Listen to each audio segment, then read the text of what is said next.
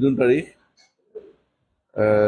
আজি মাৰ্ঘেৰিটা এফআৰইউত 1831 যিটো medium artillery division আছে লেখাপানীৰ আৰ্মিৰ ডিভিজন আৰু মাৰ্ঘেৰিটা এফআৰইউ চিকিৎসক আমাৰ চিকিৎসকবৃন্দ ইয়াৰ ষ্টাফবৃন্দ সকলোৰে সহযোগত এটা ব্লাড ডনেশ্যন কেম্প এটা ৰক্তদান শিবিৰ ইয়াত আয়োজন কৰা হৈছে। এই ৰক্তদান শিবিৰত প্ৰায় 40ৰো ওপৰত তেখেতসকলৰ আৰ্মিসকলৰ ৰক্তদাতা ইয়াত জইন কৰিবলৈ আহিছে। তেখেতসকলে ৰক্ত দিছে ইয়াতে। তাৰ উপৰিও জেনেৰেল পাব্লিকো আহিছে, প্ৰায় 10-15 গৰাকী জেনেৰেল পাব্লিক আহি পেলাই ইয়াতে আমাক সহযোগ কৰিছে।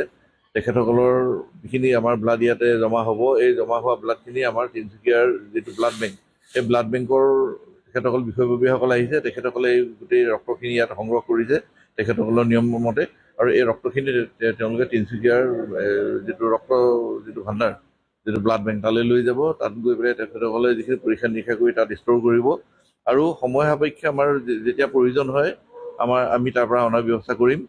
গতিকে এইখিনি এটা সৈন্যবাহিনী আৰু আমাৰ যিটো চিভিলিয়ান তেখেতসকলৰ সহযোগত কৰা এটা ডাঙৰ এটা সহযোগ প্ৰচেষ্টা। এই প্ৰচেষ্টা এয়া আমি আৰম্ভ কৰিছোঁ। এই প্ৰচেষ্টা আগলৈও আমি চলি যাব বুলি আমি আশা কৰিছোঁ। ইয়াৰ দ্বাৰা আচলতে সকলো পক্ষই ইয়াত উপকৃত হ'ব বুলি আমি আশা কৰিছোঁ। ইতিমধ্যে তেখেতসকলৰ কমাণ্ডিং অফিচাৰ যি আছিলে অনুৰাগ, তেওঁ আহি ইয়াত জইন কৰি গ'ল। আমাৰ মাৰ্ঘেৰিটা চাব ডিভিজনৰ CDC ছাৰ দলে ছাৰ আহি তেখেতেও ইয়াতে জইন কৰি গ'ল।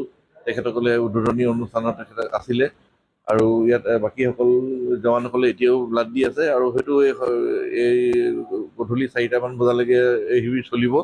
গতিকে এইখিনি ধন্যবাদ দিছোঁ আমি সকলোকে, যিসকলে ইয়াত আহি ৰক্তদান কৰিছে।